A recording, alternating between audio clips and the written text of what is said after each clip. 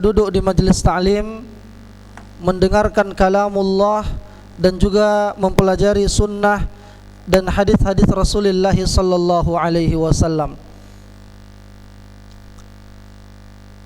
Di dalam sebuah riwayat yang sahih bahwa Rasulullah sallallahu alaihi wasallam kabarkan kepada Abu Dzar, hadis yang diriwayatkan oleh Imam At-Tirmidzi dan An-Nasa'i dan yang lainnya dengan sanad yang sahih. Apa kata beliau? Ya Aba Dzarrin, la an taghduwa fata'allama ayatan min kitabillah khairul laka min an tusalliya mi'ata raka'ah. Wahai Abu Dzar, sekiranya engkau menempuh sebuah perjalanan dan engkau mempelajari satu ayat saja dari Al-Quran, maka itu lebih baik bagimu daripada salat sunnah 100 rakaat. Wala an taghduwa fata'allama baban minal ilmi umila bihi aw lam yu'mal khairul laka min an tusalliya alfa rakaah. Sekiranya engkau melakukan perjalanan dan engkau pelajari satu bab dari ilmu, apakah itu sudah diamalkan atau belum diamalkan, maka itu lebih baik bagimu daripada salat sunnah 1000 rakaat. Jadi Bapak Ibu dan orang tua yang kami cintai karena Allah, ini merupakan di antara banyaknya keutamaan duduk di majelis ta'lim, belajar ilmu agama. Karena orang yang belajar ilmu agama, dia akan berusaha menghilangkan kejahilan dari dirinya dan juga menghilangkan ketidaktahuan kejahilan tersebut dari orang lain. Jadi manfaatnya bukan pribadi, sebagaimana dia mengerjakan salat sunnah tadi. Sehingga Rasul katakan, sahibul ilmi yastaghfiru lahu kullu man fis samawati wal ard hatta al haytanu fil ma'. Fi riwayatin hatta al haytanu fil bahr. Orang yang memiliki ilmu syar'i, belajar ilmu syar'i, seluruh makhluk beristighfar kepada Allah agar dosa-dosa orang tersebut diampuni oleh Allah, penduduk langit maupun penduduk bumi, sampai ikan-ikan yang ada di lautan. Maka di antara keutamaan kita meluangkan waktu di sini di majelis ta'lim ini adalah mengharapkan keridhaan Allah Subhanahu wa taala, dan juga sababun li ghufranidz dzunub, merupakan sebab kita mendapatkan ampunan dari Allah Subhanahu wa taala. Dan juga ini merupakan di antara jihad. Ini merupakan di antara jihad fi sabilillah. Ibnu Qayyim Al-Jauziyah mengatakan jihad itu ada dua macam. Satu dengan mengangkat senjata untuk menaklukkan musuh kaum muslimin. Yang satu lagi mengangkat pena, belajar untuk meruntuhkan hujjah-hujjah dan dalih orang-orang munafikun, orang-orang kufar. Itu belajar ilmu agama. Dengan begitu, syubhat-syubhat yang ada, pemikiran-pemikiran rancu yang ada, itu bisa kita luruskan. Setidaknya kita tidak terhanyut dalam syubhat tersebut. Maka disebutkan dalam hadis riwayat Al-Imam Al-Bazzar, ya, dikatakan man jaa masjidi hadza, kata Rasulullah, la ya'tihi aw lam ya'tihi illa li khairin yata'allamuhu aw yu'allimuhu fakana kamanzilatil mujahidi fi sabilillah. Siapa saja yang mendatangi masjidku, kata Rasul, dan ini maknanya umum, masjid-masjid Allah, dia tidak mendatanginya kecuali untuk kebaikan yang dia pelajari atau kebaikan yang dia ajarkan. Jadi orang yang belajar dan orang yang mengajarkan masuk dalam kategori hadis ini. Fakana kamanzilatil mujahidi fi sabilillah. Maka orang tersebut, ya Pak, sama kedudukannya dengan seorang mujahid fi sabilillah, orang yang memperjuangkan agama Allah. Karena dengan duduknya kita di majlis ta'lim yang diperdengarkan di dalamnya qala Allah wa qala Rasul wa qala sahabah, akan jelaslah di antara kita mana tauhid, mana syirik, mana sunnah, mana bid'ah, mana yang halal dan mana yang haram, dan mana yang syubhat. Jelas bagi kita dengan kita belajar terus mana yang benar-benar transaksinya sesuai syar'i atau hanya sekedar label syariah saja. Sampai-sampai ada musik islami katanya, itu hanya label saja. Irama padang pasir katanya. Padahal di padang pasir tak ada berirama-berirama. Jadi orang-orang munafikun, orang-orang liberal berusaha merajut sedemikian rupa sehingga yang haram tuh terlihat indah dan terdengar baik di telinga. Yang tadinya riba menjadi bunga. Siapa yang tak suka melihat bunga, ya kan? Bunga dia buat namanya, padahal riba. Nah, dengan duduknya kita di majelis ta'lim, sedikit demi sedikit itu akan terang bagi kita insyaallah taala. Ya. Oleh karena itu, ikhwan dan akhwat azani Allah wa iyyakum jami'an, pada kesempatan ini insyaallah taala kita akan membahas satu bab yang berkaitan dengan al-ghibah. Ya. Berkaitan dengan al-ghibah.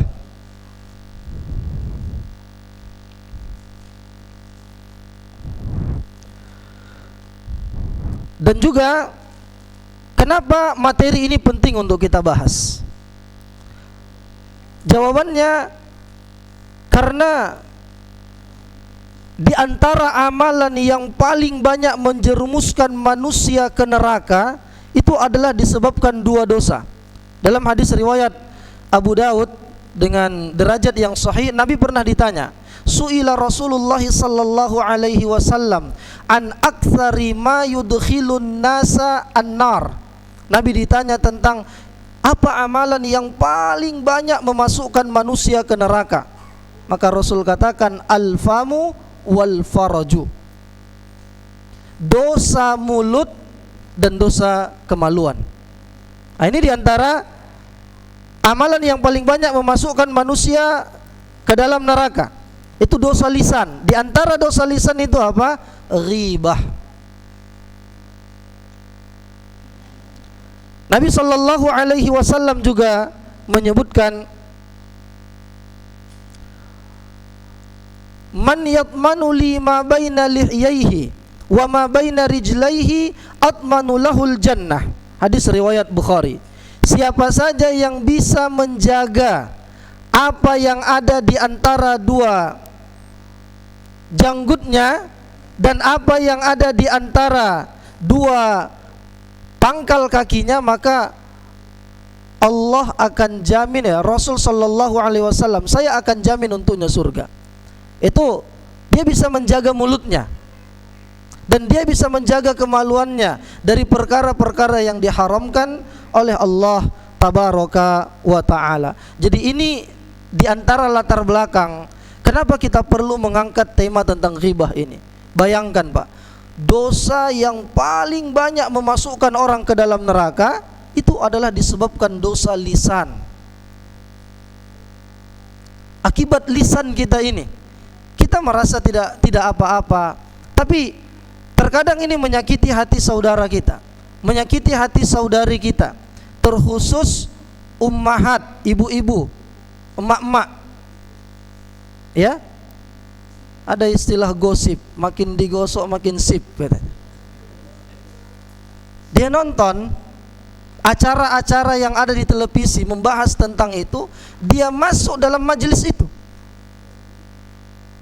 Update tentang berita selebritis, sampai orang yang patah kukunya pun masuk televisi.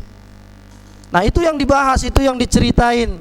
Maka dinasihatkan oleh para ulama, terkhusus ummahat, jauhkanlah majlis-majlis mereka dari ghibah. Terkadang mereka menghibah suami-suami mereka, menceritain aib suaminya.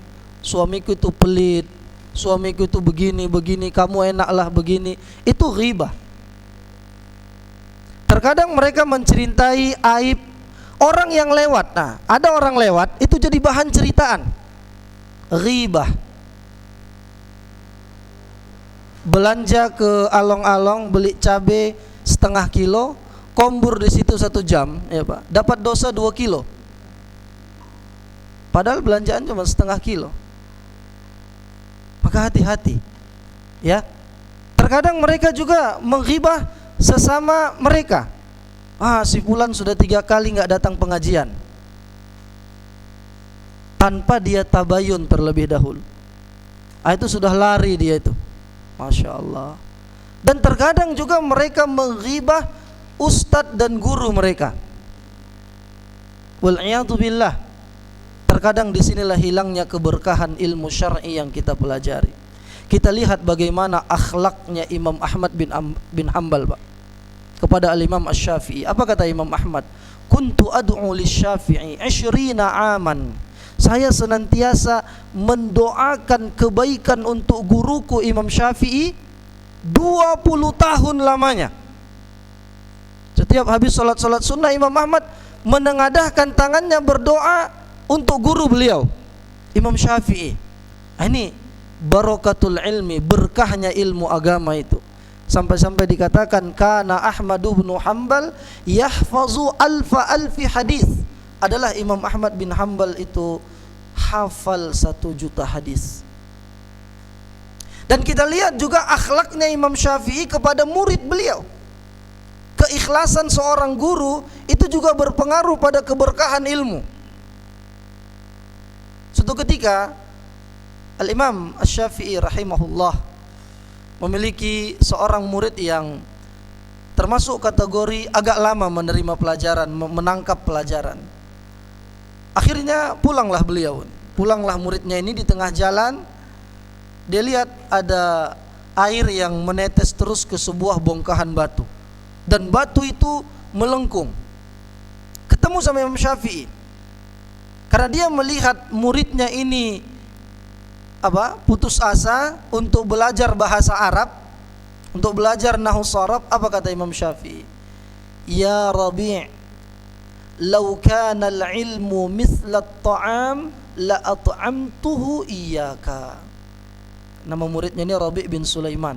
Wahai Rabi', sekiranya ilmu itu seperti makanan, akan aku suapkan ilmu itu kepadamu. Subhanallah. Ini keikhlasan seorang guru. Jadi kita pun harus sabar ketika ada murid kita yang sudah 1 tahun belajar, belum pas membedakan mana itu tha, mana itu sya, mana sa, mana sa biasa. Jangan bilang, oh bapak ini memang gak ada harapan lagi. Putus asa dia kalau bapak bilang gitu. Ya, jadi subhanallah, ada ikhwah kita, Pak. Ini termasuk motivasi bagi kita, ya. Ada di daerah Langgapayung. Beliau alhamdulillah sudah ikut pengajian sekitar 3 tahunan lah. Ya, kemarin beliau menyetorkan tes hafalannya. Alhamdulillah 20 juz masih mungkin.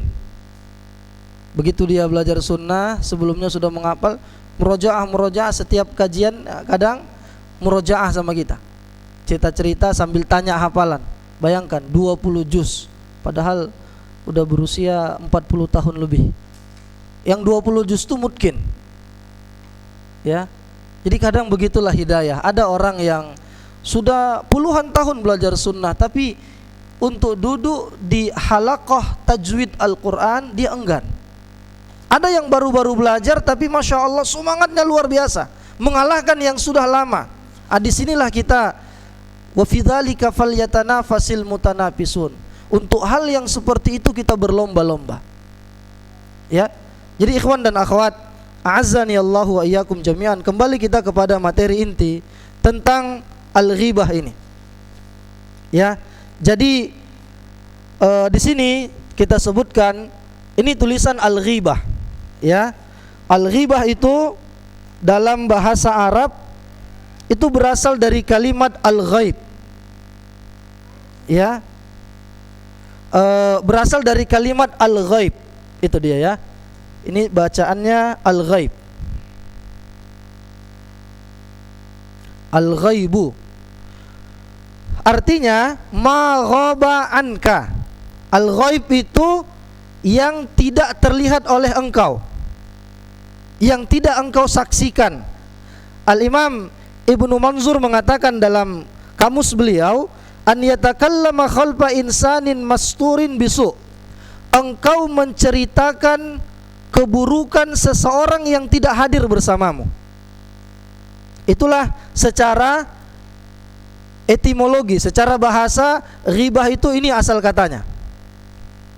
Secara istilah ini yang didefinisikan oleh Nabi SAW dalam hadis. Apa itu? Dzikruka akhaka bima yakrahu. Engkau membicarakan tentang saudaramu terhadap apa-apa yang dia benci. Jadi kita menceritai saudara kita itu padahal dia tidak suka dengan pembicaraan itu. Itulah ghibah. Paham ya Pak? Jadi Nabi SAW sebutkan ghibah itu adalah dzikruka akhaka bima yakrah.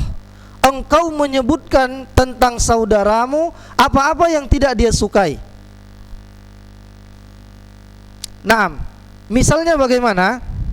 Dikatakan sama Al-Imam An-Nawawi rahimahullahu ta'ala di dalam kitabnya Al-Adhkar, ketika seseorang menyebutkan sesuatu yang tidak disukai oleh objek yang dia sebutkan atau saudaranya itu.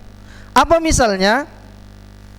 Fi badani syakhs, dia menceritakan tentang badan si fulan, padahal dia tidak suka kalau dia dengar itu. Apa misalnya? Ibu itu udah gemuk kali dia. Padahal apalagi wanita sangat anti sekali kalau dibilang gemuk kan Pak. Wah, bapak mau nggak dibicarain sama istri, nggak dicakapin. Coba lihat dulu. Makin gemuk Umi. Wah, masya Allah, kena diamin itu. Padahal itu aslinya misalnya. Ini di hadapannya. Nah, kalau misalnya ada seorang akhwat menceritakan akhwat yang tidak ada di situ, dia katakan itu kurus kali, itu gemuk kali, ini ghibah. Kata Imam An-Nawawi. Au dinihi, atau dalam agamanya, sampai orang jahat pun itu tidak suka kalau dibilang dia penjahat. Ya, itulah faidah menjaga lisan itu Pak. Makanya kata Nabi kan, min husni islamil mar'i tarkuhu ma la ya'nihi.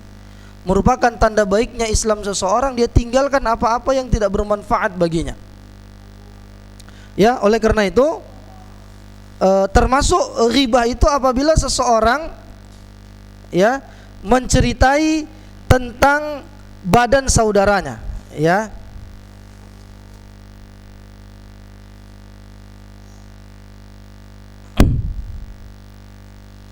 Apalagi kata Imam An-Nawawi, au dunyah, au nafsihi, au khalqihi, au khuluqihi, au malihi, au walidihi, au waladihi, au zawjihi, au khadimihi, au thawbihi, au harakatihi, au talaqatihi. Jadi ketika seseorang membicarakan tentang akhlak si fulan itu buruk dan dia tidak suka kalau mendengar itu, maka itu ghibah. Atau dia menceritakan tentang harta dan pemasukannya, pemasukan orang lain, itu menjadi bahan ceritaan mereka, maka itu ghibah. Au walidihi, atau kita menceritai bapaknya si fulan. Ini kadang-kadang kita tidak sadar loh Pak. Kita ceritain, kita sampein, itu anaknya soleh, tapi bapaknya kata. Itu seperti bumbu-bumbu dalam pembicaraan kita, padahal itu ghibah. Ya. Au waladihi, menceritakan tentang anak-anaknya. Anak-anak si fulan tadi kita ceritain yang tidak baik gitu ya, yang tidak baiknya. Tapi kalau kita ceritain yang baiknya untuk saling memotivasi, maka itu la ba'sa bihi, tidak masalah. Nah, kemudian wa min suwaril ghibah ma qad yakhruju minal mar'i ala surati ta'ajjub. Kadang-kadang ghibah ini muncul, kata para ulama, dalam bentuk ta'ajjub seseorang. Kita seolah-olah ta'ajjub pada perbuatan seseorang, tapi untuk menjatuhkan dia. Bapak itu dulu begitu dia masuk Islam, semangatnya luar biasa. Saya salutlah sama dia misalnya kan. Tapi sekarang, ini mulai masuk ghibah ini. Sekarang dia pula kembali melakukan maksiat-maksiat itu. Apa peduli kita dengan itu, Pak? Kalaupun ada misalnya hal-hal yang kita rasa ini perlu untuk disampaikan, sampaikan langsung kepada orangnya dalam bentuk watawasau bil haqqi watawasau bis sabr.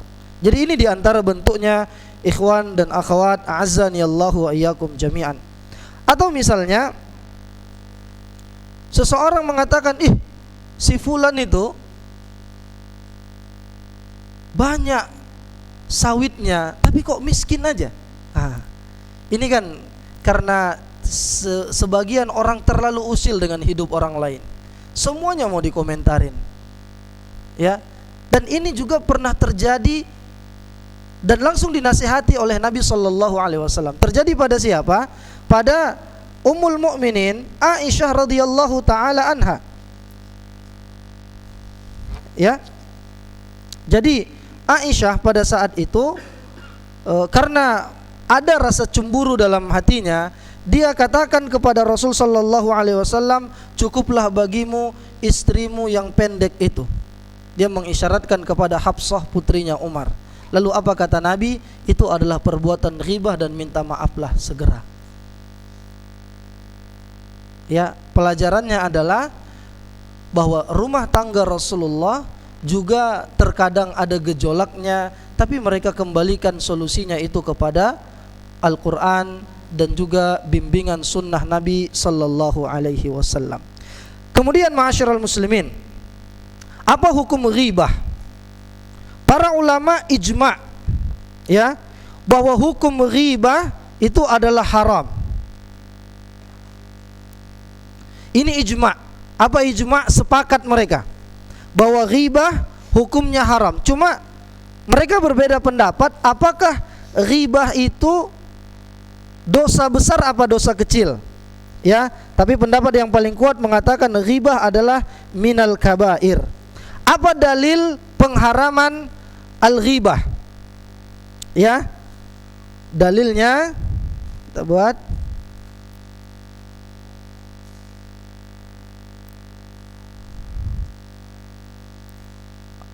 Al-Hujarat ayat 12.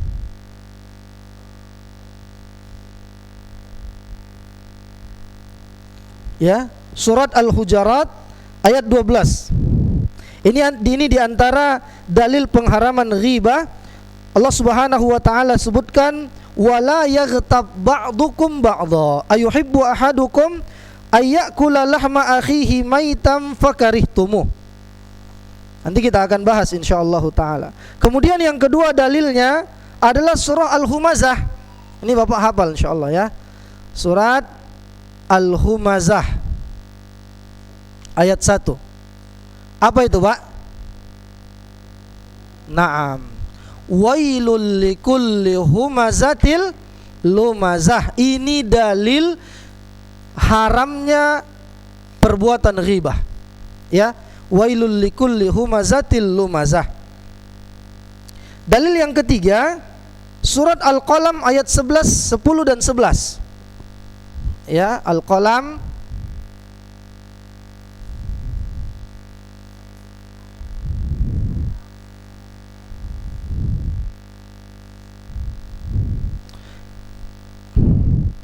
Nah, sekarang kita bahas cara para ulama beristidlal. Kalau dalam usul fiqh itu pertama kan kita tahu dalilnya. Terus korelasi hubungan dalil dengan haramnya itu di mana dia? Cara menghubungkannya itu bagaimana? Baik, yang pertama tadi dalil tentang haramnya riba adalah surah Al-Hujurat ayat 12. Allah katakan wala yaghtab ba'dukum ba'dha, dan janganlah kalian menggosipin salah satu di antara kalian kepada yang lainnya. Ayuhibbu ahadukum ayyakula lahma akhihi maitam fakarihtumuh. Maukah kalian memakan daging saudaramu yang mentah yang sudah menjadi bangkai? Fakarihtumuh, niscaya kalian akan tidak menyukainya. Wattaqullah, dan bertakwalah kepada Allah. Allah Maha penerima taubat dan Rahim, Maha penyayang. Maka apa kata Ibnu Abbas? Ibnu Abbas ini siapa, Pak? Ibnu Abbas radhiyallahu taala anhuma ini seniornya sahabat dalam tafsir. Artinya kalau sudah ada tafsiran dari Ibnu Abbas, itu lebih diutamakan, diprioritaskan daripada yang lainnya. Karena Nabi doakan beliau, Allahumma faqihhu fid din wa 'allimhu ta'wil. Ya Allah, pahamkan dia terhadap agama dan ajarkan kepada dia tafsir Al-Qur'an. Ya, doa Nabi kan. Jadi apa kata Ibnu Abbas? Harramallahu an yaghtabal mu'min bi syai'in kama harramal maitah. Sebagaimana Allah mengharamkan melakukan ghibah, begitu juga Allah mengharamkan kita makan bangkai. Maka dianalogikan, dimiripkan, makan bangkai itu kan haram. Nah, begitu jugalah dengan makan bangkai saudara kita, yaitu ghibah. Maka itu juga hukumnya haram. Jadi ini sisi pendalilannya. Dan juga di situ kan ada kalimat wala. La itu la nafiyah, la nahiyah. La yang menunjukkan keharaman. Jadi asal dari pelarangan itu haram. Ya. Jadi di situ ada kalimat wala yaghtab, dan jangan kalian melakukan ghibah. Jangannya itu haram. Itulah dia wajhu ad-dalalah.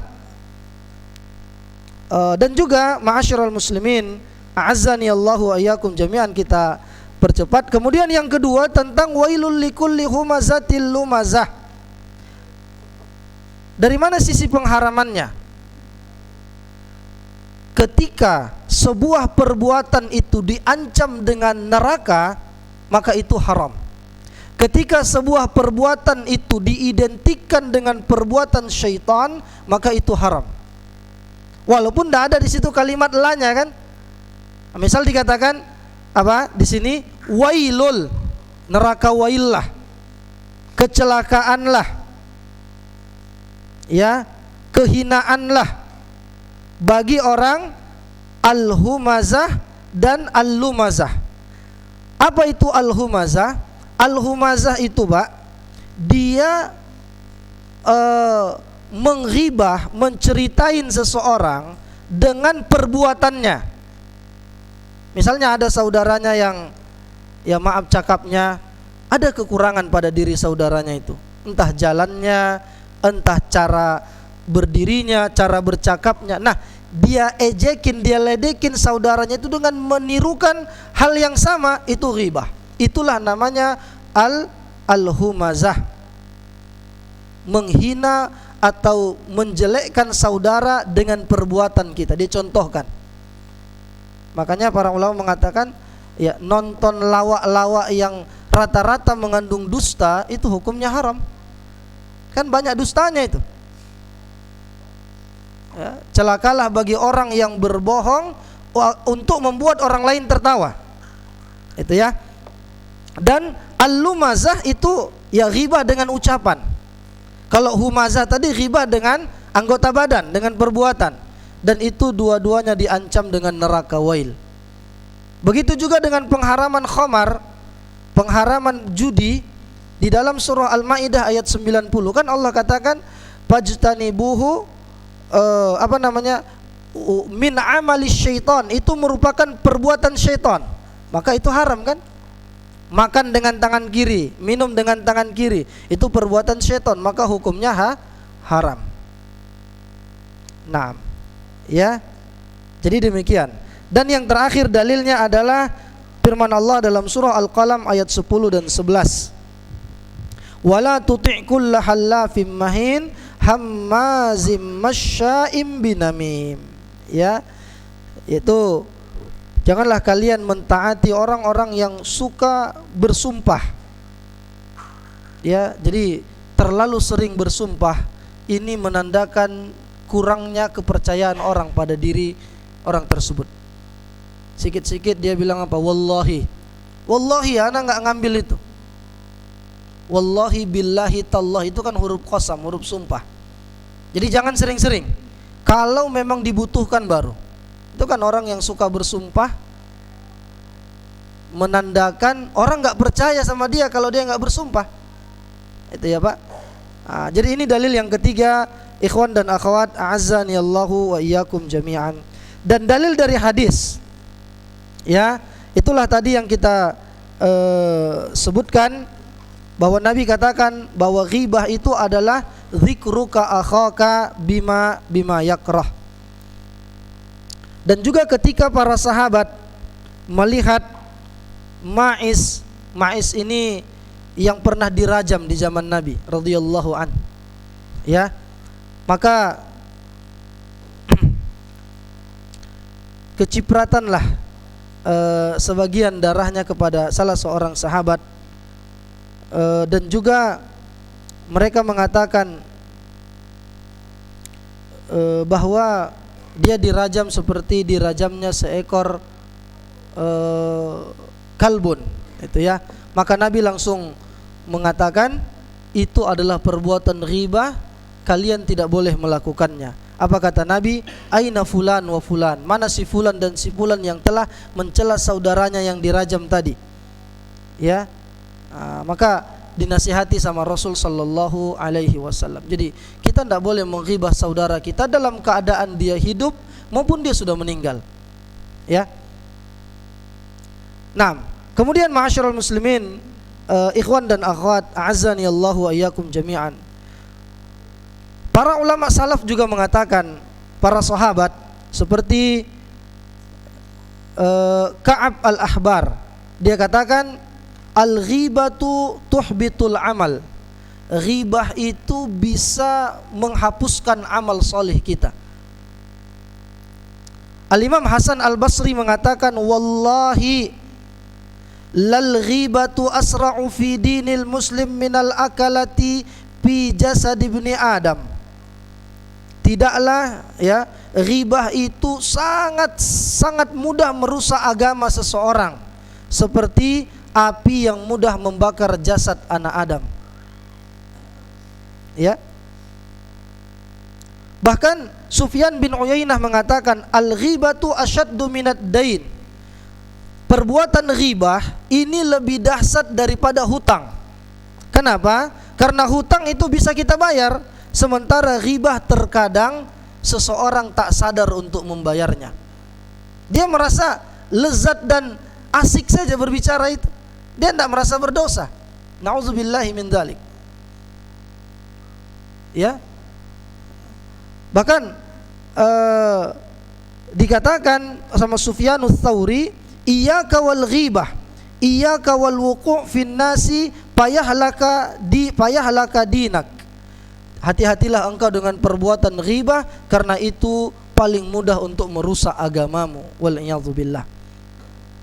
Kemudian apa sebab munculnya ghibah? Ya,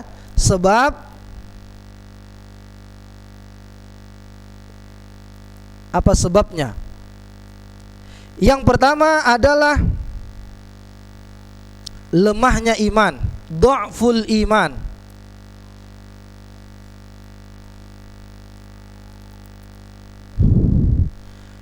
Lemahnya iman dan wara' dan tidak wara'.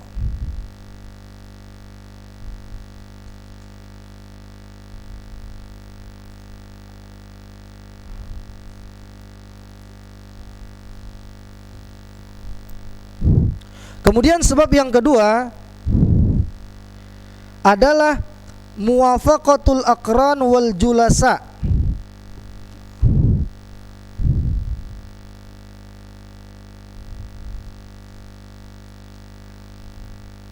teman-teman yang buruk.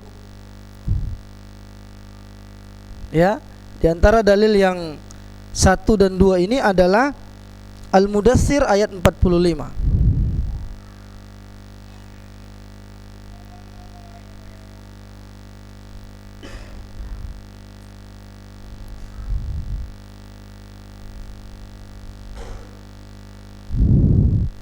Ya. Jadi ini di antara sebab munculnya ghibah. Pertama tadi du'fu al-iman, lemahnya iman seseorang. Ya jelas kalaulah imannya telah lemah, apalagi dia futur, ya Pak, maka semakin mudahlah syaitan untuk menjatuhkannya. Allah katakan dalam Al-Quran, innasyaitana lakum aduwwum fattakhidhuhu aduwa. Sesungguhnya syaitan bagi kalian adalah musuh, maka jadikanlah dia sebenar-benarnya musuh. Di antara alasan yang berikutnya adalah hasad, ya, penyakit hasad.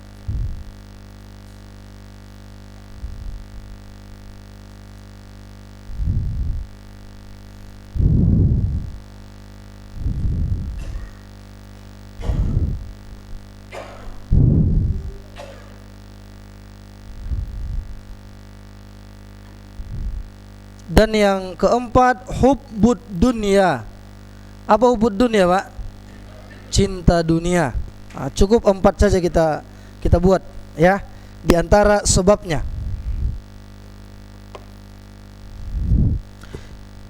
Jadi kenapa seseorang melakukan ghibah? Karena dia dengki kepada saudaranya. Ya, hasad itu dengki. Dan dia tidak terima, ya. Ini yang dikatakan sama Al-Imam Ibnu Taimiyah, wa minhum man yahmiluhul hasad 'alal ghibah fayajma'u baina amrayn qabihain al-ghibatu wal hasad.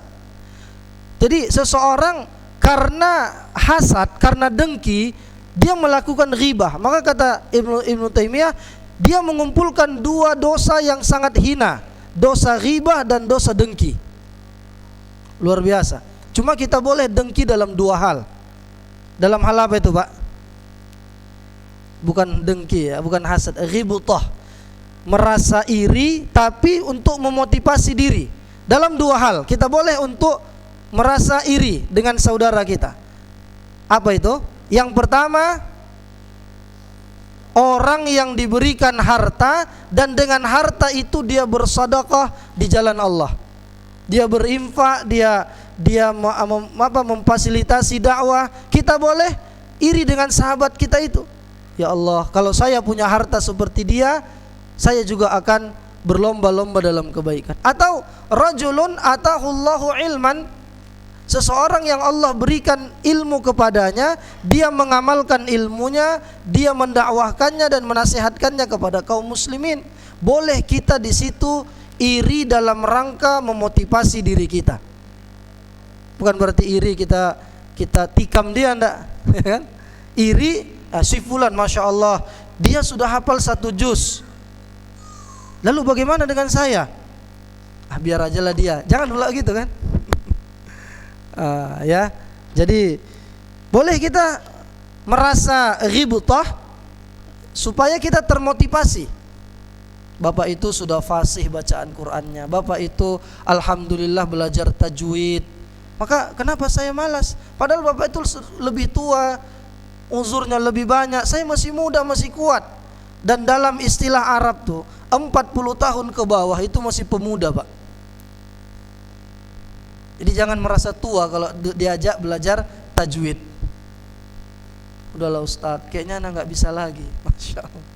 Itu was-was syaitan. Ya, terus pelajari. Yang paling utama adalah ilmu tajwid, ya, halaqah tahsin Al-Quran. Taib. Kemudian ikhwan dan akhwat, azani Allahu wa iyyakum jami'an, bagaimana solusinya? Ini yang diantara hal yang paling penting. Ya, apa solusinya?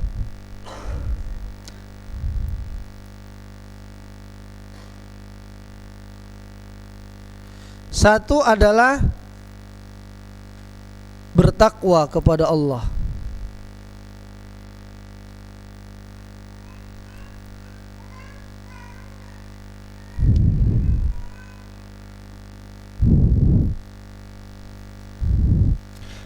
Jadi solusi yang pertama adalah bertakwa kepada Allah Subhanahu wa taala. Yang kedua, mengingat bahaya ghibah.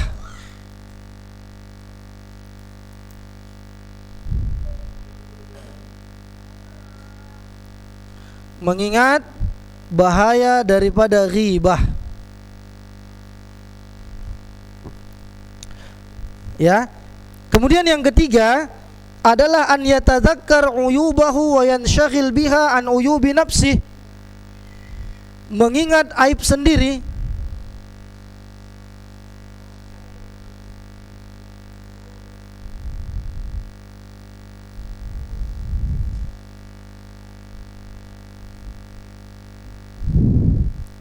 Ya.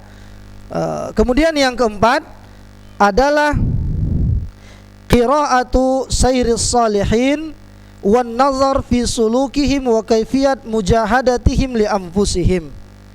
Ya, jadi berteman dengan orang yang salih.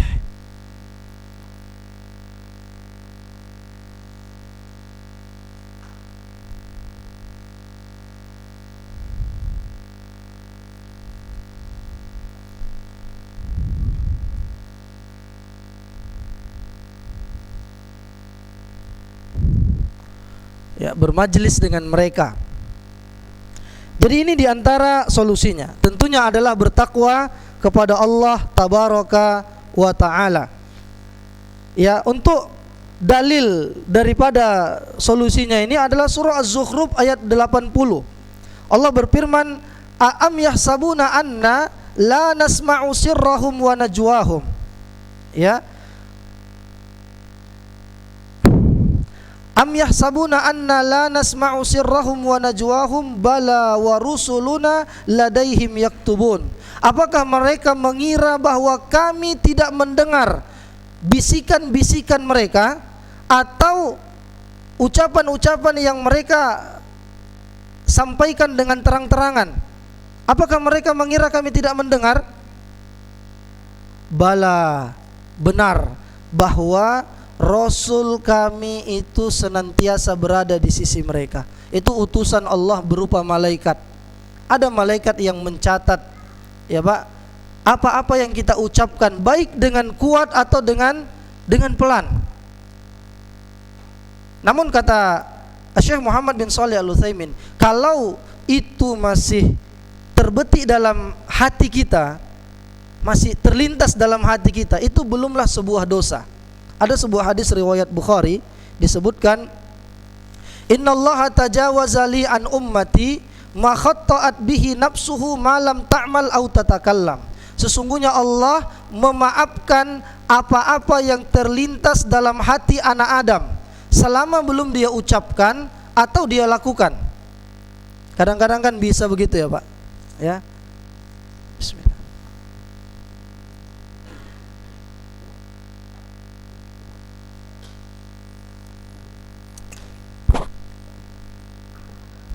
Apa misalnya? Tidak jauh-jauh di majelis inilah ada kita lihat ikhwan tuh yang langganan ngantuk. Anda nggak tahu ya, Anda nggak tahu siapa, ya kan? Tapi masih terlintas dalam hati kita. Ih, bapak ini baru lagi Ustadz innal hamdalillah udah turun padanya ketenangan gitu. Cuma ketenangan dari syaitan bukan dari Allah, ya kan? Baru nanti subhanakallahumma bihamdik baru seger lagi. Masya. Langganan tiap hari begitu. Tapi ini nggak terucap sama lisan, masih dalam hati. Langsung astagfirullah. Itu nggak dosa. Ya, tapi belum sampai kita ucapkan, belum sampai cerita sama siapa, tapi terlintas saja. Ya namanya syaitan kan was-wasnya itu luar biasa. Sampai-sampai Pak, kita sholat aja dapat was-was. Makanya Umar pernah ditanya tentang itu. Ya, Umar juga bertanya kepada Rasul, "Ya Rasul, inna lanwaswisu fi salatina." Kami senantiasa dapatkan was-was dalam solat kami. Apakah itu tandanya kami munafik wahai Rasul? Lalu apa kata Rasul? Dzaka sarihul iman. Itulah iman yang benar wahai Umar. Kenapa pula begitu? Karena syaitan masih sanggupnya hanya berikan was-was saja. Karena di luar sana ada orang yang digoda sampai murtad. Di luar sana ada yang digoda sampai bunuh diri. Di luar sana digoda sampai tidak sholat. Ya, terdengar azan, dia masih duduk depan rumahnya. Kita lewat ke masjid, "Pak," katanya, "titip salam," katanya. Masya Allah. Kita pulang, dia masih duduk di situ. Itu bukan was-was lagi. Sudah khutuwat, langkah-langkah syaitan. Maka ketika Bapak hanya dapat was-was di dalam sholat, itu diantara iman yang benar. Itu kata Nabi kepada Umar, "Dzaka sarihul iman." Iya Pak, kadang-kadang terlintas juga, udah bunuh diri aja, sudahlah, akhiri aja semua. Itu was-was dari syaitan. Atau kalau kita lihat orang-orang pelaku yang membunuh tetangganya, membunuh saudaranya, biasanya mereka katakan sebelum itu seperti dapat wangsit dia katanya. Seperti dapat ucapan-ucapan aneh katanya. Itulah diantara khutuwatus syaitan, langkah-langkah syaitan. Ya, jadi ikhwan dan akhwat sekalian, azani Allahu wa iyyakum jami'an. Yang kedua tadi dikatakan tadzakkuru miqdaril khasarah, mengingat bahaya, ya, mengingat bahaya dari ghibah. Apa itu? Itu yang disebut dengan muflis, orang yang bangkrut. Jadi jangan Bapak buat nama anak Bapak muflis. Cantik memang. Muflis. Siapa nama anaknya Ustaz? Anda pernah gitu kan? Di rumah sakit. Siapa nama anak Bapak? Mujrim. Masya Allah. Ganti Pak. Apa artinya itu Ustaz? Mujrim artinya pelaku kriminal. Tapi dalam Al-Quran, iya, tapi nggak Bapak tengok artinya, nggak ditengok artinya. Ya Fir'aun, Qarun dari Al-Quran juga kan.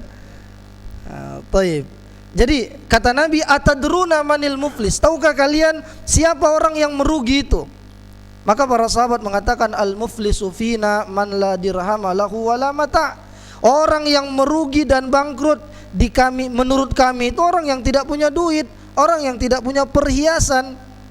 Lalu kata Rasulullah, al muflisu min ummati, orang-orang yang merugi dari kalangan umatku itu adalah orang yang nanti pada hari kiamat datang dengan pahala salatnya, datang dengan pahala zakat dan puasanya, tapi waqad syatama hadza, dia telah mencela si ini, wa daraba hadza, memukul si ini, ya, wa akala mala hadza, memakan harta si fulan, fa ya'khudhu hadza min hasanati, maka diambillah ini dari kebaikannya dan diberikan kepada orang tersebut. Kalau kebaikannya tidak ada lagi, pahalanya tidak ada, maka dosa orang tersebut ditimpakan kepadanya. Inilah orang yang muflis tersebut, hingga akhirnya dia dicampakkan ke dalam neraka, ya, faturiha finnar, dicampakkanlah ia ke dalam neraka. Kemudian yang ketiga, kita harus mengingat aib kita sendiri, ya. Jadi ingatlah aib kita sendiri. Jangan kita sibukkan dengan mengurus aib orang lain, karena aib kita sangat banyak. Bahkan seorang dai, seorang ustadz, pasti dia punya salah, pasti dia punya aib.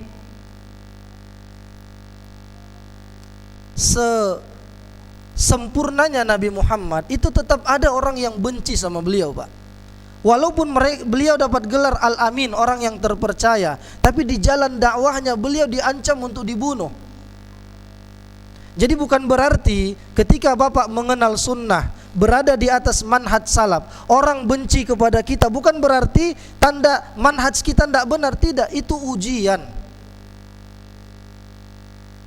Karena selembut kapas pun dakwah itu disampaikan, kalau dia belum dapat hidayah, dia akan merasa itu tetap keras. Walau dengan lemah lembut, dengan akhlak yang baik kita sampaikan, tutur sapa yang santun, kalau memang dia belum siap menerima hidayah, apa dia bilang? Ah, orang-orang anehnya itu, aliran keras katanya. Karena belum siap dapat hidayah itu. Maka jangan malah kita yang berubah, tetap istiqomah di atas kebenaran, di atas manhaj ahlus sunnah wal jamaah. Toh ridho manusia, keridhaan manusia, seluruh manusia suka sama kita, itu mustahil untuk kita capai. Lalu bagaimana? Istiqomahlah di atas kebenaran. Ingat aib-aib kekurangan kita. Kalau orang bilang begitu, ya mungkin saya begitu akan saya perbaiki. Apa misalnya? Bapak nih setelah ngaji tak mau lagi senyum sama kami, tidak seramah dulu katanya. Mungkin seperti itu, perbaiki diri kita. Ya, semenjak begini nggak mau lagi gabung-gabung sama keluarga, ya kan? Nah, jadi perbaiki. Kalau memang perkumpulannya itu tidak ada unsur maksiatnya, silahkan kita ikut kerja bakti, bantu. Ibu-ibu misalnya diundang untuk rewang, tapi walimahnya itu ya memang dalam rangkanya itu yang syar'i, apa, pernikahan, bantu rewang, silahkan, tidak masalah. Tapi lihat juga yang dibantu itu apa. Bapak bantu masak nasi, tafadhol. Jangan pula bantunya ngapain? Buat pentas sama jemput biduan, ya kan? Ah, itu nggak boleh. Tapi Ustaz, ini kan walimahnya apa ini? Walimah pernikahan wajib dia didatangi, tapi dilihat juga yang dibantu tuh yang mananya. Pak, coba belikan dulu apa upah-upah satu paket. Nah, jangan. Kalau yang itunya, tapi kalau yang kita bantu itu masak nasinya, ya kan? Dan hal-hal yang tidak ada unsur maksiatnya, selama itu syukuran, ya kan? Syukuran karena anaknya lulus. Tapi kalau ulang tahun, yang ibu-ibu tidak boleh bantu rewang. Tahlilan 40, 100 hari, walaupun itu tetangga kita, maka tetap sampaikan ini prinsip, ya, bahwa wala ta'awanu 'alal itsmi wal 'udwan. Tidak boleh tolong menolong pada perkara dosa dan maksiat. Dan yang terakhir, bermajlis dengan orang-orang yang saleh, ya, berteman dengan orang-orang yang saleh. Ini diantara solusinya. Apa bahaya dari ghibah? Ya, nih 2 poin lagi biar kita habiskan. Bahaya daripada ghibah.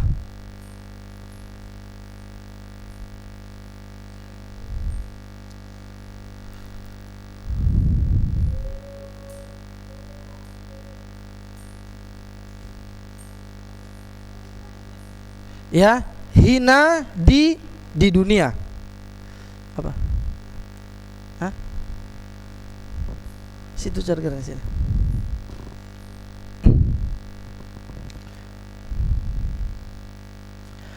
Kemudian 2, azab kubur.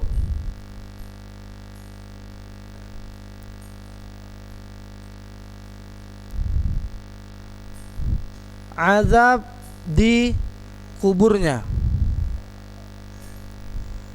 Dan yang ketiga, azab di neraka.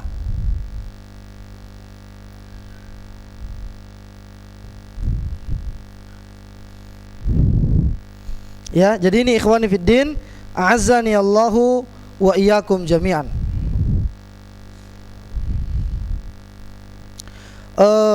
Ini diantara 3 hal bahaya daripada ghibah tersebut. Dia mendapatkan kehinaan di dunia, dan ini jelas. Kalau kita mengatakan kepada saudara kita yang tidak ada pada dia, nanti kita yang melakukan itu. Misalnya di fitnahnya, disampaikannya bahwa si fulan itu adalah orang yang apa misalnya suka mencela, dia bilang. Padahal si fulan tidak demikian. Maka Allah uji dia dengan ucapan yang pertama tadi, itu bisa balik sama dia. Contohnya apa? Ada orang yang memvonis bapak sesat, padahal yang bapak pelajari adalah kebenaran. Terakhirnya dia sendiri yang makin menyimpang. Ya, yang ngomentarin bapak sholatnya aneh-aneh, sholatnya model baru, itu siapa pak? Yang jarang sholat ke masjid. Biasanya begitu. Semakin dia komentarin kita, dia semakin jarang ke masjid, semakin jauh dari al-haq, dari kebenaran. Jadi semakin terhina kalau dia mengatakan apa-apa yang tidak ada pada saudaranya. Kemudian azab kubur. Ya, ini ada dalil yang sering sudah kita sampaikan tentang ketika Nabi melewati 2 pekuburan. Lalu kata Nabi, 2 penghuni kubur ini sedang disiksa. Mereka disiksa bukanlah karena dosa yang dianggap besar sama orang, tapi mereka disiksa karena apa? Yang pertama, tidak sempurna buang air kecil, adabnya dalam buang air kecil, ya kan? Dan yang kedua disebabkan ghibah dan namimah. Ya, ghibah itu ya jelas tadi, namimah itu adu domba. Ya, jadi juga jangan buat nama Siti Namimah. Cantik emang kan, namimah, rupanya pengadu domba. Ya, jadi yang ketiga, al-azabu finnar, ya, dia mendapatkan azab neraka. Ketika Nabi Isra dan Mi'raj, ketika Nabi Mi'raj ke langit, maka Nabi melihat ada orang-orang yang kukunya itu panjang-panjang dan dia cabik-cabik wajahnya sampai berlumuran darah. Lalu dia cabik-cabik dadanya sampai berlumuran darah. Lalu Nabi bertanya kepada Jibril, "Man haula'i ya Jibril?" Siapa mereka itu wahai Jibril? Maka Nabi sallallahu alaihi wasallam dikabarkan oleh Jibril, haula'il ladzina ya'kuluna luhuman nas wa yaqa'una fi a'radihim. Ya, merekalah orang-orang yang memakan daging manusia dan suka mencelanya. Artinya suka melakukan ghibah, perbuatan ghibah. Mungkin demikian dulu yang bisa kita sampaikan. Nanti di pertanyaan akan kita kembangkan dalam sesi diskusi. Wassallallahu wasallam ala nabiyina Muhammad wa ala alihi wa ashabihi ajma'in. Wassalamualaikum warahmatullahi wabarakatuh. Bisa? Hah? Hidup. Ada. Ya, silakan kalau ada pertanyaan boleh langsung dan boleh ditulis.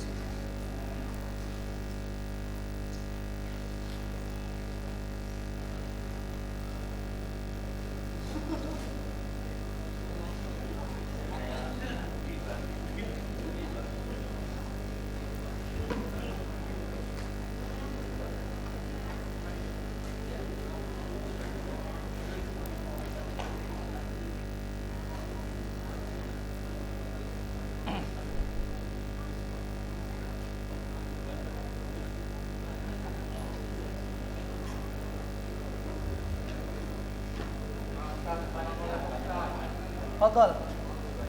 Silakan.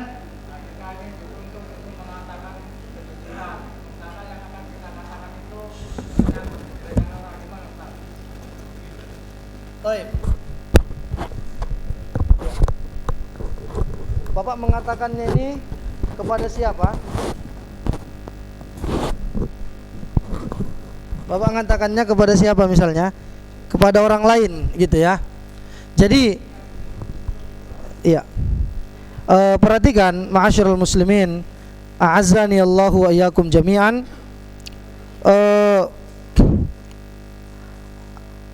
Ada di antara ya ghibah yang dibenarkan. Ini masuk sebenarnya pembahasan kita, cuman sudah agak malam. Jadi kita cukupkan tadi sampai di situ. Ada ghibah yang dibenarkan, misalnya kita at-tazallum ilal qadi awis sultan aw man yaqdur ala raddiz zulm, menyampaikan kezoliman seseorang kepada orang yang memiliki wewenang. Misalnya kita sampaikan kepada Pak Kepling atau Pak Lurah, ya kan, bahwa si fulan itu ada kezaliman yang senantiasa dia lakukan, kita sampaikan itu supaya ini bisa diadilin, maka itu boleh. Atau misalnya ketika ada orang yang meminta fatwa, al-istifta, ghibah dalam rangka meminta fatwa. Bagaimana misalnya? Ya, jadi begini Pak, ghibah itu tidak mutlak haram semuanya. Ada hal-hal yang dibolehkan tadi. Meminta fatwa, misal sama yang ditanyakan sama Bapak tadi. Ada seorang pemuda yang mau melamar lah anak Bapak ini, ya kan? Jadi Bapak ini nggak kenal si pemuda itu. Dia tanya sama kawan-kawan dekatnya, yang mana kawan dekatnya ini tahu bahwa si pemuda itu malas sholat. Si pemuda itu nggak pandai baca Quran, cuma tampilannya saja. Maka dia sampaikan dengan jujur kebenarannya. Karena Bapak itu mau nanya kan, karena ada maslahatnya, maka itu boleh. Atau kita katakan kepada seorang ustadz, Ustadz, saya punya teman, walau tidak usah disampaikan namanya siapa.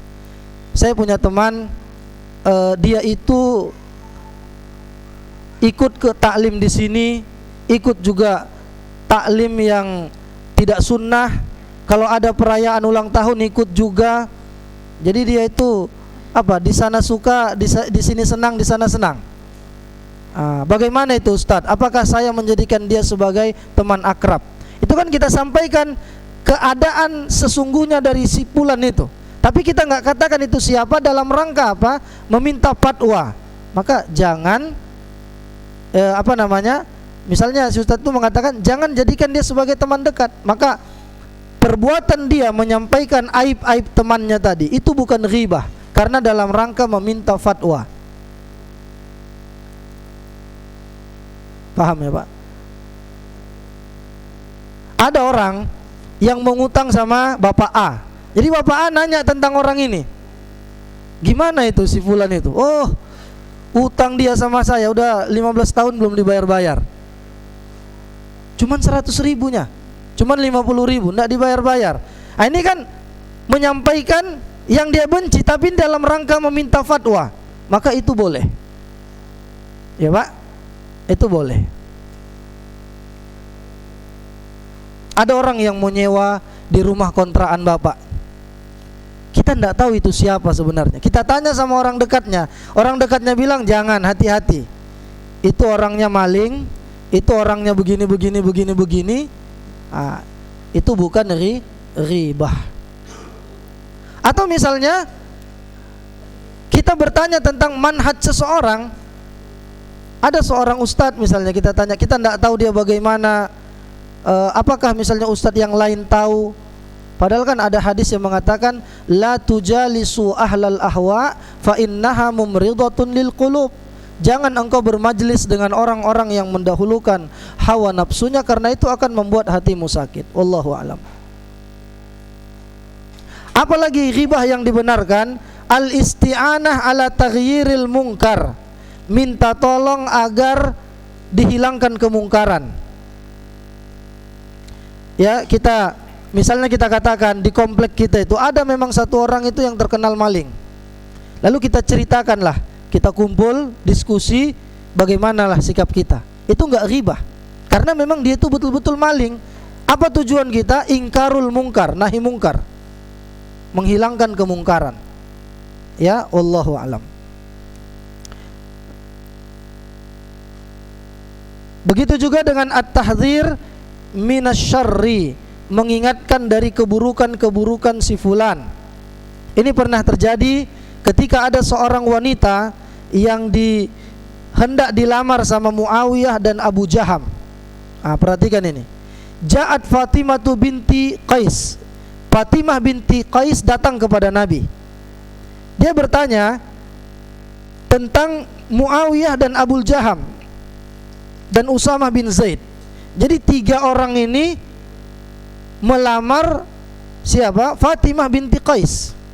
Lalu apa kata Nabi?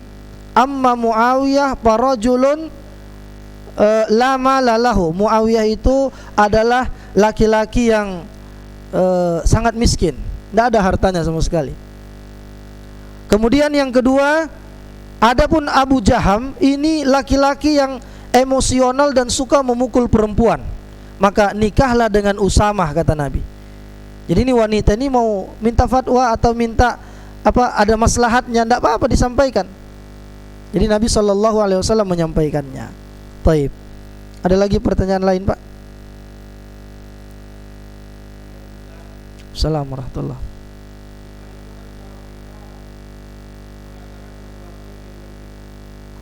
Iya.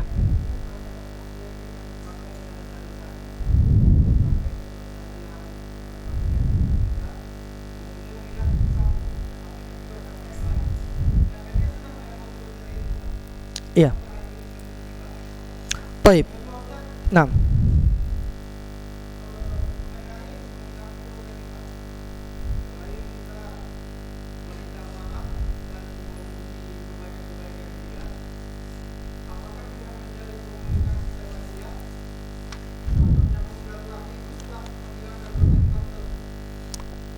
Nah. Pertanyaan yang pertama tadi kita katakan adalah ghibah itu zikruka akhaka bima yakrah. Ya, engkau menyebutkan apa-apa yang tidak disukai oleh saudaramu. Baik. Termasuk kita menyampaikan dosa-dosa si fulan. Itu ya. Walaupun dia dengan bangganya menyampaikannya, karena kita tidak tahu dia itu sudah taubat atau belum. Bisa jadi ketika dia berbicara sama kita dia masih bangga, tapi dia sudah taubat tanpa sepengetahuan kita, kita sampaikan juga dosa-dosanya itu. Maka ini adalah bahagian dari ghibah. Yang tidak ghibah itu kalau memang ucapan itu memang sudah melekat pada si fulan dan dia tidak benci dengan ucapan itu. Apa misalnya, Pak? Biasa kan yang namanya Udin itu banyak. Jadi ada lakop-lakopnya. Ada dibilang Udin Batak, ya kan? Ada dibilang apa namanya? Udin Bacok katanya. Atau Udin Botak dibilang kan. Tapi memang itu sudah panggilan dari lahir dan dia tidak benci sama sekali. Maka ini bukan ghibah, wallahu alam. Yang kedua tadi tentang apa? Baik.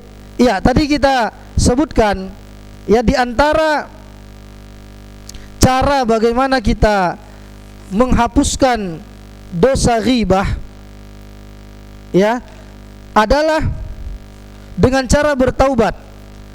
Pertama dengan cara bertaubat kepada Allah, taubatan nasuha. Yang kedua adalah dengan cara istihlal. Istihlal itu minta untuk dihalalkan. Istihlal, minta untuk dihalalkan. Bagaimana misalnya kita pernah menceritai si fulan, maka kalau memang memungkinkan untuk bertemu dengan dia dan minta maaf, itulah namanya minta dihalalkan, supaya dia memaafkan, minta maaf. Kemudian yang berikutnya, di antara caranya dikatakan sama Al-Imam Hudzaifah, kafaratu man ightabtahu an tastaghfirullah. Kita memintakan ampunan untuk saudara yang pernah kita ghibahin. Misalnya kita pernah menggibah bapak yang namanya Ahmad misalnya kan. Ya Allah, ampunilah Bapak Ahmad. Sebutkan kebaikan-kebaikannya. Kemudian itu juga kata Al-Imam Mujahid, di majlis mana kita pernah menghibah si fulan dan kita sadar itu adalah sebuah dosa, di majlis yang sama itu kita sebutkan kebaikan-kebaikan si fulan itu tadi. Ya. Jadi kafaratu man ightabtahu an tastaghfirullah.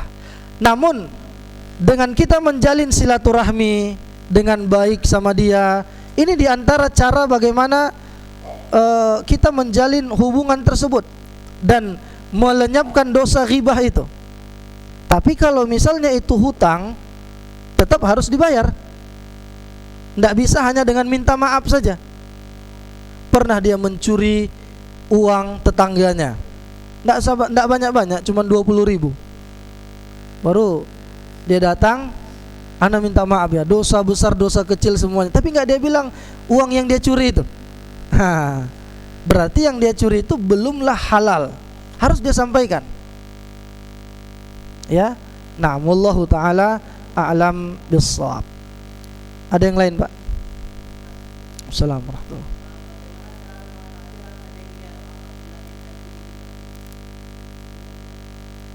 Nah, ya, di antara karakteristik Ahlus Sunnah wal Jamaah adalah wal afina 'anin nas, segera memberikan maaf kepada orang-orang. Jadi, kenapa antum harus jengkel? Karena ketika ada orang yang menghibah kepada kita, menghibahin kita, justru para ulama salaf itu bukan jengkel, dia ngasih hadiah. Ada riwayatnya, salah seorang sahabat ketika dia mendapatkan kabar dia digosipin sama si fulan, maka dia bawa kurma, dia datangi rumah si fulan, jazakallahu khairan gitu. Ini apa hal ini, ya kan? Sudahlah kita menggibahin, terima kasih pula. Apa kata sahabat ini? Engkau telah memberikan kebaikanmu kepadaku, aku hanya bisa balas dengan kurma ini. Jadi antum tidak usah jengkel ketika diribah, dia transfer pahala sama kita. Terima kasih. Ya, ya kan? Kita harus terima kasih ketika ada orang yang menceritain kita, menghibah kita, satu kampung tuh benci sama antum gara-gara antum kenal sunnah. Itu transfer pahala. Ya, jadi tidak usah kita jengkel. Terima kasih saja. Alhamdulillah, itu nanti menjadi pahala bagi kita di akhirat, karena kebaikan dia diambil, diberikan kepada kita. Nah, wallahu a'lam.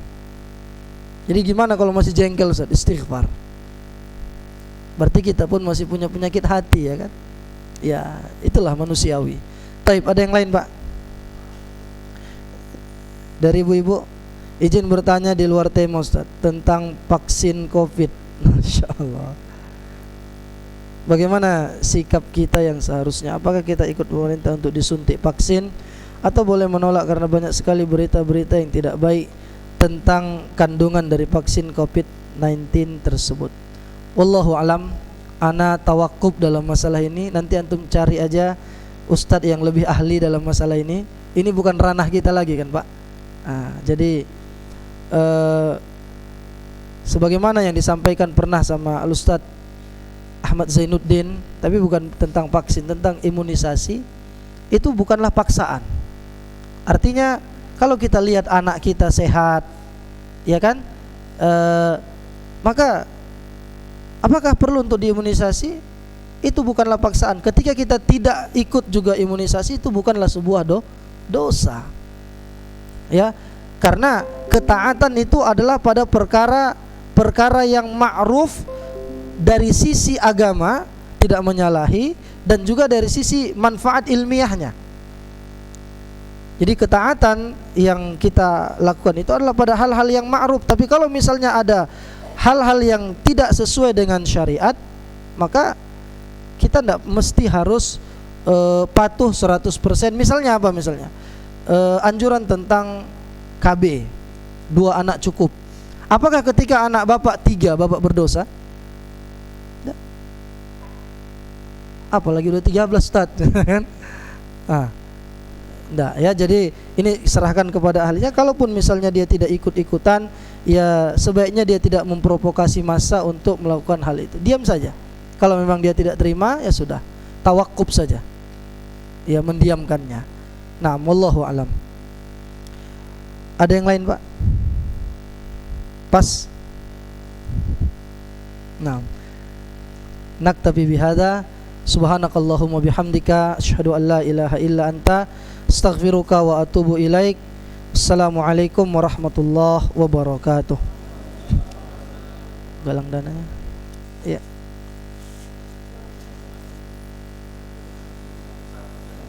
Iya. Enggak tahu berapa.